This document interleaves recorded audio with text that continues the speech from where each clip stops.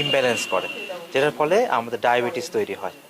তাছাড়াও আমরা এখানে পেয়েছি ইন্ডাস্ট্রিয়াল সল্ট, যেটা আসলে খাবার লবণ না, এবং এই লবণটা তারা মুড়িতে মিশে তারা মুড়ি প্রস্তুত করতেছে এবং সেই লবণগুলো স্টোর করতেছে একটা গোয়াল ঘরের ভেতরে, যেখানে খুবই অস্বাস্থ্যকর পরিবেশে এগুলো স্টোর করতেছে।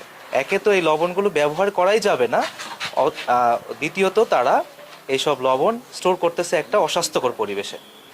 তাছাড়াও তাদের যে মুড়ির যে প্রসেসিং সিস্টেম, এটা আসলে অস্বাস্থ্যকর পরিবেশে তৈরি করতেছে, এবং প্যাকেজিংয়ে যে মান দেওয়ার কথা যে সারমুক্ত, বিষমুক্ত, স্বাস্থ্যসম্মত, এগুলো আসলে তারা মিথ্যা বিজ্ঞাপন হিসেবে মানুষকে প্রতারণা করছে। এই ক্ষেত্রে আমাদের নিরাপদ খাদ্য আইন 2013 এর লঙ্ঘন হয়েছে অনেকগুলো ধারায়। তা স্যার 42 ধারায় এই ক্ষেত্রে আমলে নিয়েছেন এবং তাদেরকে 1 লক্ষ টাকা জরিমানা করেছেন।